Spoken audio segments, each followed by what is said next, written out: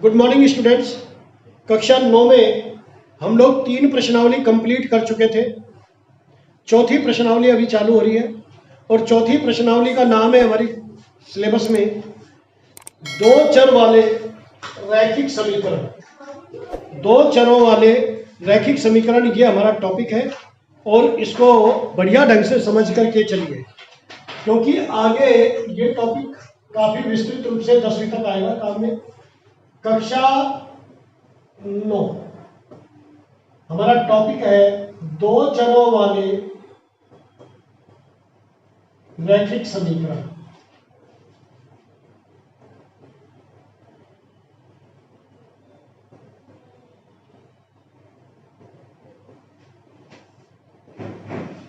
देखो बच्चों, गणित में राशियां दो प्रकार की होती है, चर और अचर।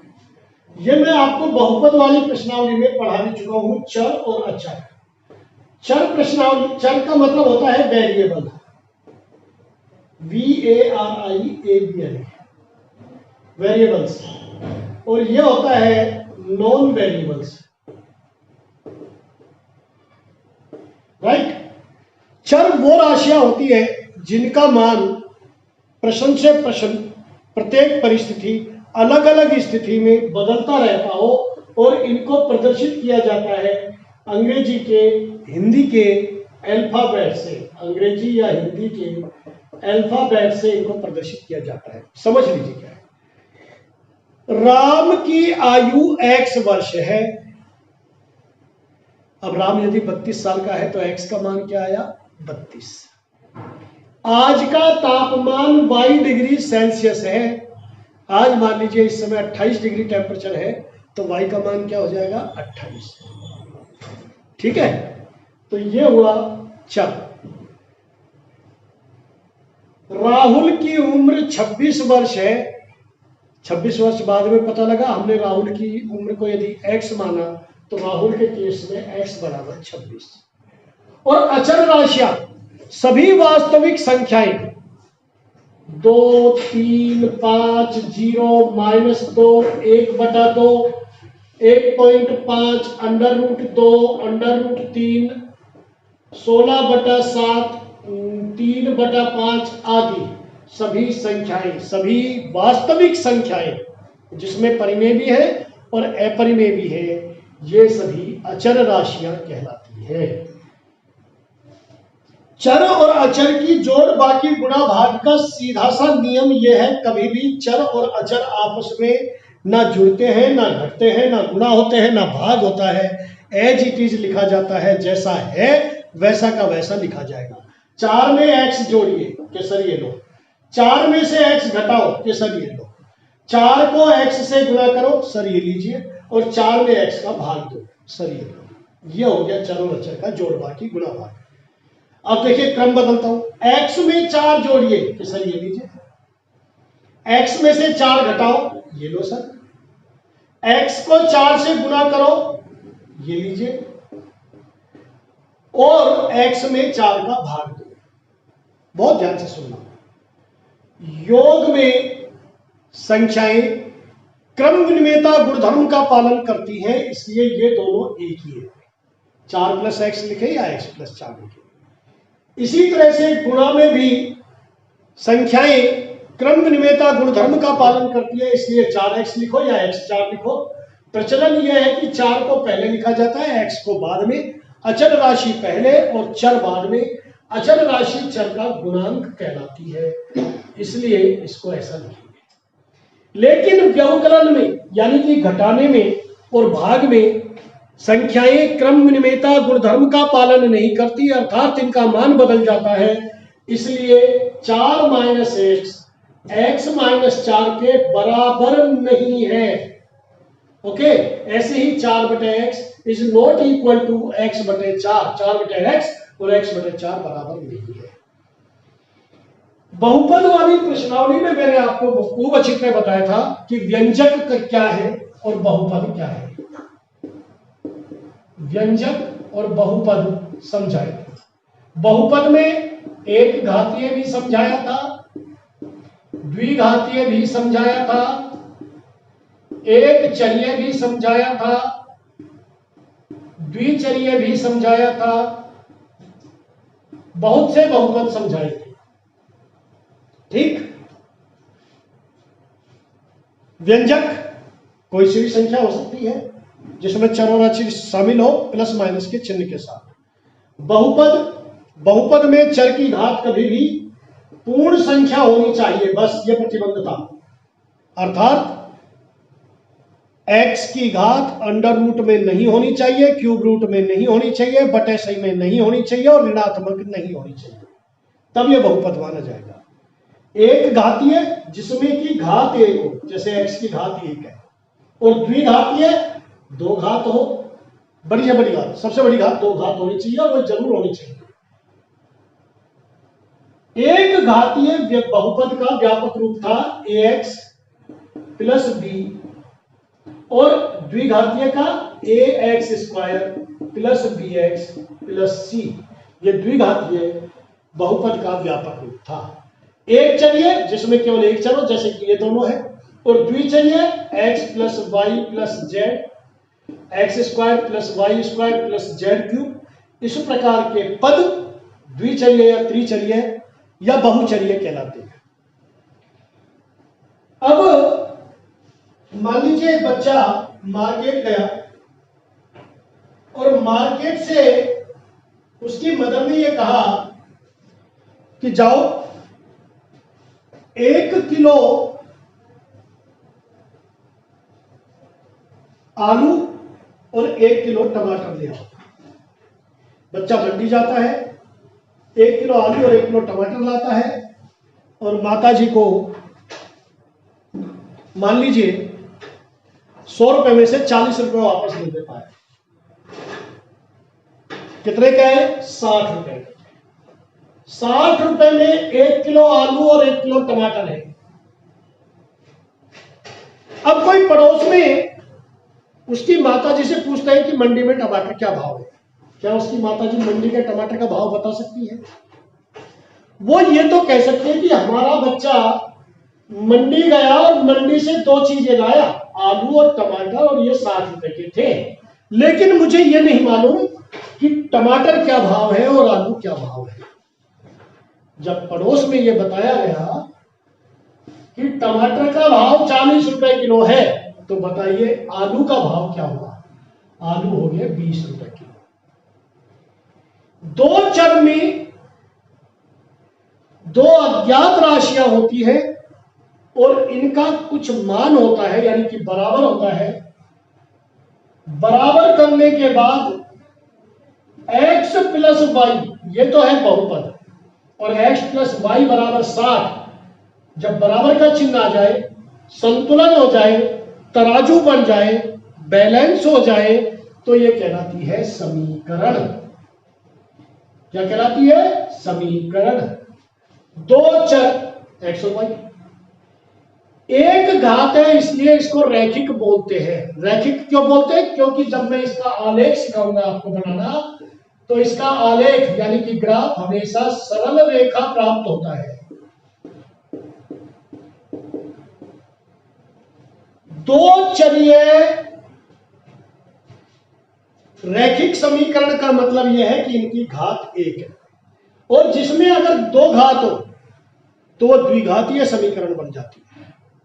तो हमारे कोर्स में केवल रेखिक समीकरण है, इसलिए इसी की बात करेंगे फिलहाल।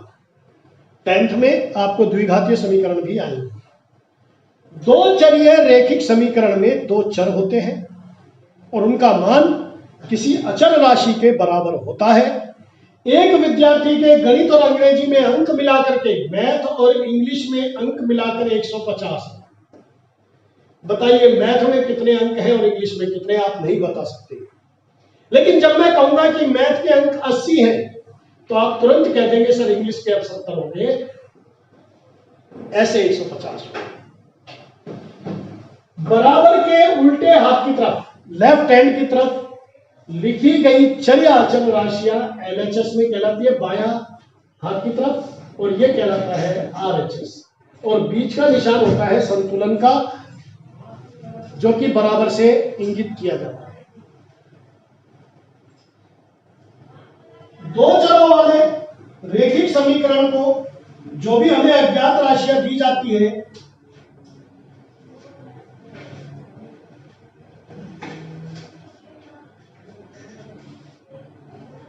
उनके आधार पर व्यवस्थित करना होता है। अब देखिए प्रश्नावली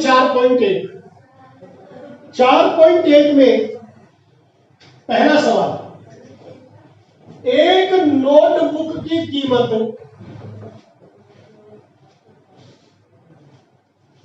कलम की कीमत से दुगनी है। संबंध किससे है? कलम से। किसका? नोटबुक का। तो जिससे संबंध होता है उसको एक्स मानिए। माना एक कलम की कीमत, आप पहले नोटबुक की भी मान सकते हो, कोई बड़ी बात नहीं है। माना एक, चलो नोटबुक पहले दिया तो नोटबुक मान लीजिए, कोई फर्क नहीं पड़ेगा। नोटबुक की कीमत एक्स रुपए, एवं चूंकि दो चर है इसलिए हम दो चर वाले रैखिक समीकरण करेंगे। 8वीं में एक चर से था, तो 8वीं में इस सवाल को कैसे करते? कलम का मूल्य मानना है एक्स रुपए, तो नोटबुक हो जाती थी 2x रुपए की, दुगनी है। लेकिन यहां पर ऐसा नहीं करेंगे, यहां पर दो चर देने। नोटबुक की कीमत को हमने x माना है, एवं कलम की कीमत माना y रुपए। जब दो राशियां दी हुई है तो एक को x मान लो और एक को y मान लो। अब ये कह रहा है नोटबुक की कीमत प्रश्नानुसार, यह शब्द लिखना अनिवार्य है और यहीं से समीकरण बनेगी। नोटबुक की कीमत कलम की कीमत से दुगनी है। बताओ किसको दुगना करो? नोटबुक की कीमत कलम की कीमत से दुगनी है। यह बराबर का निशान जब आएगा जब इसको 2 से गुना कर देंगे। आपके पापा की आयु आपकी आयु से दुगनी है, तो किसको गुना करेंगे? पापा को या आपको? पापा दुगने हैं, वो तो ऑलरेडी दुगने हैं।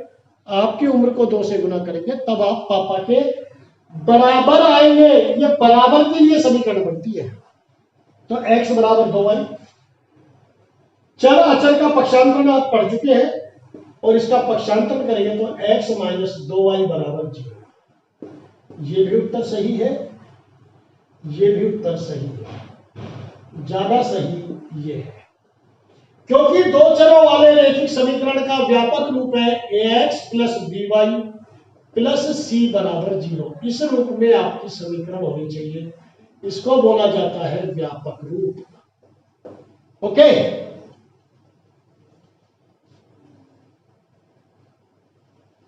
अब आपको देखो व्यापक रूप के ऊपर आधारित सवाल दिए हुए बहुत सारे। पहला सवाल, ये छपा हुआ नहीं है मेरी किताब में, नई किताब आई है, मैं आपको कल बताऊंगा इसको। दूसरे का पहला करेक्शन करा दूंगा। दूसरा देखिए, चलो मैं इसका करा ही देता हूं, उत्तर बनाने से करा दूंगा। x माइनस y बटे 5 माइनस 10 बराबर 0। आपसे कह रहा है व्यापक रूप से तुलना करके a, b और c के मान ज्ञात करो। तो कभी भी जब आप व्यापक रूप से तुलना करेंगे तो x माइनस 1/5y माइनस 10 बराबर 0। चूंकि व्यापक रूप में सभी जगह प्लस के निशान है, x का कोई गुणांक है नहीं, इसलिए a बराबर 1 से किसी भी संख्या को गुणा किया जा सकता है, एक गुणात्मक तत्समक है।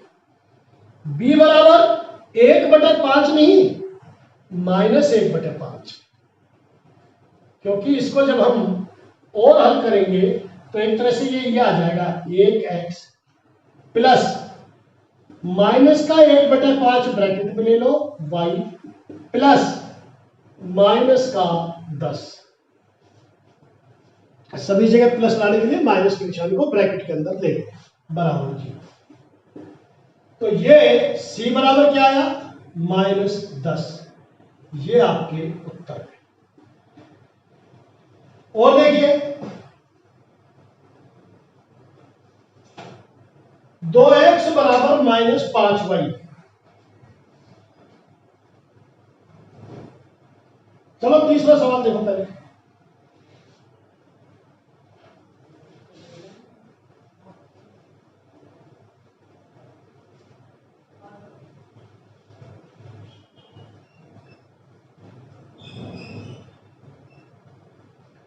दूसरे का तीसरा -2x + 3y बराबर 6। पहला नियम क्या है, चर और अचर सब एक तरफ आएंगे, तो आप इनको उधर भी ले जा सकते हो, उसको इधर भी ला सकते हैं। तो -2x + 3y -6 बराबर 0। तुलना करो, a की जगह -2, b की जगह 3 और c की जगह -6। अगर आप इनका पक्षांतरण इस तरफ करते हैं, ये तो मैंने इधर किया है, क्या किया है, पक्षांतरण। मान लीजिए पक्षांतरण में बाएं पक्ष से दाएं पक्ष में करूं तो क्या जाएगा, यहां पर आ जाएगा 0, 2x प्लस का 3y माइनस का और 6 प्लस का। तो a बराबर हो गया +2, b बराबर -3 और c बराबर 6। आप कैसे भी करें जो आपकी समझ में आ जाए। ठीक। चौथा,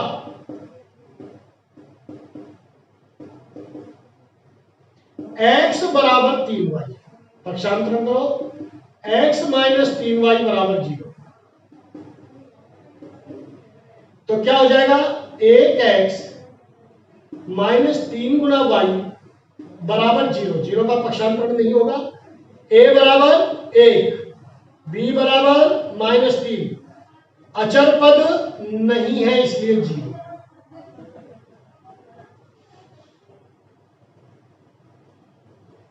पांचवा सवाल, सातवां, y - 2 बराबर 0। अब ये y के रूप में है सवाल, x है नहीं, तो क्या हो जाएगा, 0x, क्या करेंगे, 0x, क्योंकि x नहीं है मतलब 0 से गुणा करो, 1 गुणा y -2 बराबर 0।